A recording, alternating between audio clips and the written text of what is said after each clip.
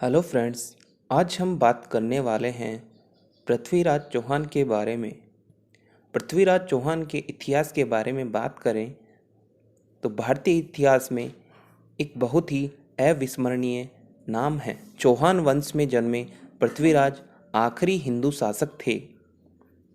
महज 11 वर्ष की उम्र में उन्होंने अपने पिता की मृत्यु के पश्चात दिल्ली और अजमेर का शासन संभाला और उसे कई सीमाओं तक फैलाया भी था, परंतु अंत में वे राजनीति का शिकार हुए और अपनी रियासत हार बैठे।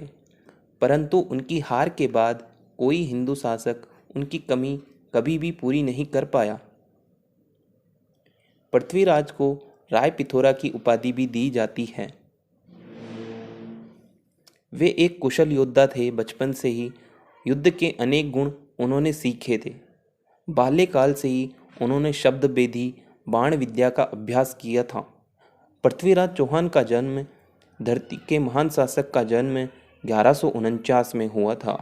पृथ्वीराज अजमेर के महाराजा सोमेश्वर और कपूरी देवी की संतान थे। पृथ्वीराज का जन्म उनके माता पिता के विवाह के 12 वर्षों के बाद हुआ था। यह राज्य में खलबली का कारण बन गया और राज्य में उनकी मृत्यु को लेकर जन्म समय से ही षड्यंत्र रचे जाने लगे, परंतु वे बचते चले गए। पिता का साया उठ गया था। उसके बाद भी उन्होंने अपने दायित्व अच्छी तरह से निभाए और लगातार अन्य राजाओं को पराजित कर अपने राज्य का विस्तार करते चले गए। चंद्रबरदाई का जन्म लाहौर में हुआ था। वह जाति का चंडीश्वर राव भट्ट के कलादी गोत्र से था। बाद में वह अजमेर दिल्ली के सुविख्यात हिंदू नरेश पृथ्वीराज का सम्मानीय सखा, राजकवि और सहयोगी हो गए थे। उनका अधिकांश जीवन महाराजा पृथ्वीराज चौहान के साथ दिल्ली में बीता था। वह राजधानी और युद्ध क्षेत्र सब जगह पृथ्वीराज चौहान के साथ रहते थे। चंद्रबरदाई का प्रसिद्ध ग्रंथ पृथ्वीराज रासो था। पृथ्वीराज चौहान और कन्नौज की राजकुमारी संयोगिता पृथ्वीराज की बहादुरी के किस्से जब जयचंद की बेटी संयोगिता के पास पहुँचे तो वह मन ही मन उनसे प्यार करने लग गई और उससे गुप्त रूप से काव्य पत्राचार करने लग गई। संयोगिता के अभिमानी पिता जयचंद को जब इस बात का पता चला तो उन्होंने अपनी बेटी और उसके प्रेमी पृथ्वीराज को सबक सिखाने का निश्चय किया। जयचंद ने अपनी बेटी का स्वयंवर आयोजित किया, जिसमें हिंदू वधू को अपना वर खुद चुनने की अनुमति होती थी और वो जिस भी व्यक्ति के गले में माला डालती वो उसकी रानी बन जाती। जयचंद ने देश के सभी बड़े और छोटे राजकुमारों को शाही स्वयंवर में सम्मिलित होने का न्योता भेजा, लेकिन उसने जानबूझकर पृथ्वीराज को न्योता नहीं भेजा।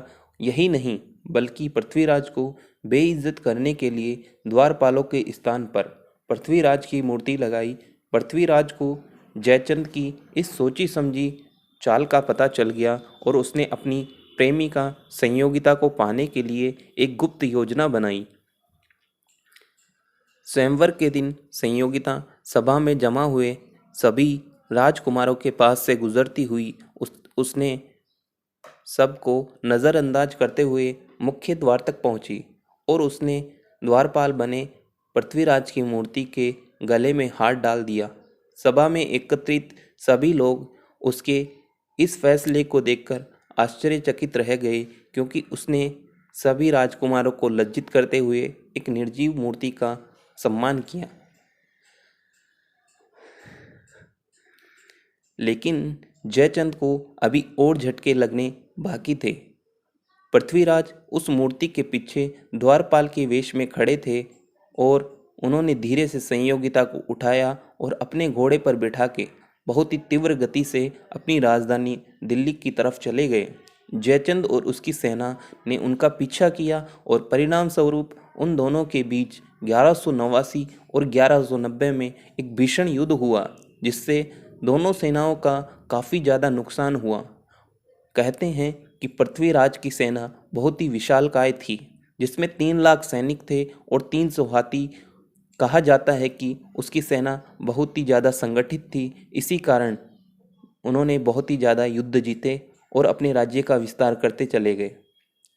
परंतु अंत में कुशल घुड़सवारों की कमी के कारण और जयचंद की गद्दारी के कारण अन्य राजपूत राजाओं के सहयोग के अभाव में वे मोहम्मद गौरी से द्वितीय युद्ध हार गए। गौरी और पृथ्वीराज का युद्ध किंवदंतियों के अनुसार गौरी ने 18 बार पृथ्वीराज पर आक्रमण किया, जिसमें 17 बार उसे पराजित होना पड़ा। किसी भी इतिहासकार को किंवदंतियों के आधार पर अपना मत बनाना कठिन होता है। इस विषय में इतना निश्चित है कि गौरी और पृथ्वीराज में कम से कम दो भीषण युद्ध आवश्यक हुए थे, जिनमें प्रथम में पृथ्वीराज चौहान विजय हुआ और दूसरे में पराजित हुआ। वे दोनों युद्ध थानेश्वर के निकटवर्ती तराइन के मैदान में क्रमशः 1247 और 1248 में हुए थे। पृथ्वीराज और गौरी का प्रथम युद्ध अपने राज्य के विस्तार को लेकर पृथ्वीराज चौहान हमेशा सजग रहते थे।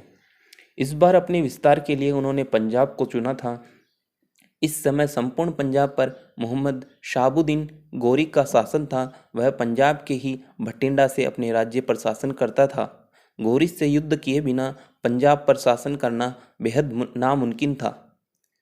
तो इसी उद्देश्य से पृथ्वीराज ने अपनी विशाल सेना को लेकर गौरी पर आक्रमण कर दिया। अपने इस युद्ध में पृथ्वीराज ने सर्वप्रथम हांसी, सरस्वती, सरहिंद पर अपना अधिकार किया, आधिपत्य जमाया। परंतु इसी बीच अनहिलवाड़ा में विद्रोह हुआ और पृथ्वीराज को वहां जाना पड़ा। उनकी सेना में अपनी कमांड खो दी और सरहिंद का किला फिर खो दिया। अब जब पृथ्वीराज अनहिलवाड़ा से वापस लौटे, उन्होंने दुश्मनों के छक्के छुड़ा दिए। युद्ध में केवल वही सैनिक बचे जो मैदान से भाग खड़े हुए थे। इस युद्ध में मोहम्मद गौरी भी अधमरे हो गए, परंतु उनके एक सैनिक ने उनकी हालत का अंदाजा लगाते हुए उन्हें घोड़े पर डालकर अपने महल ले गया और उनका उपचार कराया। इस तरह यह युद्ध परिणामहीन रहा। यह युद्ध सरहिंद किले के पास तराइन नामक स्थान पर हुआ, इसलिए इसे तराइन का युद्ध भी कहते हैं। इस युद्ध में पृथ्वीराज ने लगभग 7 करोड़ रुपए की संपदा अर्जित की थी, जिसे उसने अपने सैनिकों में ही बांट दिया था। मोहम्मद गौरी और पृथ्वीराज चौहान का दूसरा युद्ध अपनी पुत्री संयोगिता के अपहरण के बाद राजा जयचंद के मन में पृथ्वीराज के लिए कटुता बहुत ही ज़्यादा बढ़ गई। उसने पृथ्वीराज को अपना दुश्मन ही बना लिया। पृथ्वीराज के खिलाफ अन्य राजपूत राजाओं को भी भड़काने लगा। जब उसे मोहम्मद गौरी और पृथ्वीराज के युद्ध के बारे में पता लगा तो वह पृथ्वीराज के खिलाफ मोहम्मद गौरी के साथ खड़ा हो गया। दोनों ने मिलकर 2 साल बाद 1192 ईस्वी में पुनः पृथ्वीराज चौहान पर आक्रमण किया। यह युद्ध भी तराइन के ही मैदान में हुआ। इस युद्ध के समय जब पृथ्वीराज के मित्र चंद्रबरदाई ने अन्य राजपूत राजाओं से मदद मांगी तो संयोगिता ने स्वयंवर में हुई घटना के कारण उन्होंने भी उनकी मदद से इनकार कर दिया। ऐसे में पृथ्वीराज चौहान अकेले पड़ गए। उन्होंने अपने 3 लाख सैनिकों के द्वारा गौरी की सेना का सामना किया, क्योंकि गौरी की सेना में अच्छे बहुत ज़्यादा घुड़सवार थे। उन्होंने पृथ्वीराज की सेना को चारों ओर से घेर लिया। ऐसे में वे न आगे बढ़ पाए और न ही पीछे हट पाए, और जयचंद के गद्दारों सैनिकों ने राजपूत सैनिकों का ही संहार किया। पृथ्वीराज की हार हुई। युद्ध के बाद पृथ्वीराज और उनके मित्र चंद्रबरदाई को बंदी बना लिया गया। राजा जयचंद को भी उसकी गद्दारी का परिणाम मिला, उसे भी मार डाला गया। अब पूरे पंजाब, दिल्ली, अजमेर और कन्नौज में गौरी का शासन था। इसके बाद में कोई राजपूत शासक भारत में अपना राज लाकर अपनी वीरता साबित नहीं कर पाया। पृथ्वीराज चौहान की मृत्यु। युद्ध में पराजित होने के पश्चात पृथ्वीराज चौहान की किस प्रकार मृत्यु हुई, इस विषय में इतिहासकारों के अलग अलग मत मिलते हैं। कुछ के मतानुसार वह पहले ही बंदी बनाकर दिल्ली में रखा गया था। बाद में गौरी के सैनिकों द्वारा मार दिया गया था। कुछ का मत है कि उसे बंदी बनाकर गजनी ले जाया गया था और वहां पर उनकी मृत्यु हुई। सबसे प्रसिद्ध एक कथा यह भी है कि मोहम्मद गौरी ने पृथ्वीराज की आंखें गरम सलाखों से जला देने का आदेश दिया और पृथ्वीराज को यातनाएं देने लगा। चंद्रबरदाई ने पृथ्वीराज को उनके साथ हुए अत्याचार का बदला लेने को कहा। उन दोनों को एक मौका मिला जब गौरी ने तीरंदाजी का खेल आयोजित किया। चंद्रबरदाई की सलाह पर पृथ्वीराज ने गौरी से इस खेल में सम्मिलित होने की इच्छा जाहिर की। पृथ्वीराज की ये बातें सुनकर गौरी की दरबारी खिलखिलाकर हंसने लगी कि एक अंधा कैसे तीरंदाजी में हिस्सा लेना चाहता है। पृथ्वीराज ने मोहम्मद गौरी से कहा कि या तो वे उसे मार दे या फिर खेल में हिस्सा लेने दें। चंद्रबरदाई ने पृथ्वीराज की ओर से गौरी को कहा कि एक राजा होने के नाते वो एक राजा के आदेश की मान सकता है। मोहम्मद गौरी के जमीर को चोट लगी और वो राजी हो गया। बताते हुए दिन गौरी अपने सिंहासन पर बैठा हुआ था और पृथ्वीराज को मैदान में लाया गया। पृथ्वीराज को उस समय पहली बार रेडियो से मुक्त किया गया।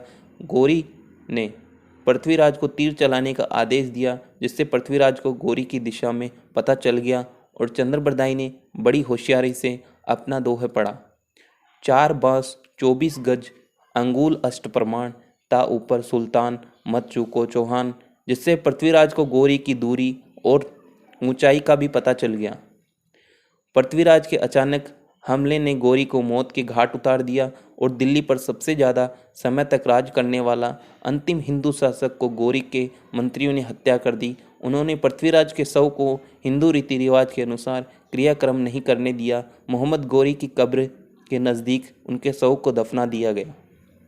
उन्होंने पृथ्वीराज की कब्र पर थूकने और अपमानित करने की परंपरा नहीं छोड़ी, आज भी वहाँ प्रचलित है। इस तरह एक महान हिंदू शासक का अंत हुआ और इसके बाद अगले 700 वर्षों तक भारत मुस्लिमों के अधीन रहा, जब तक कि ब्रिटिश सरकार नहीं आई। हम लाते रहेंगे आपके सामने ऐसे ही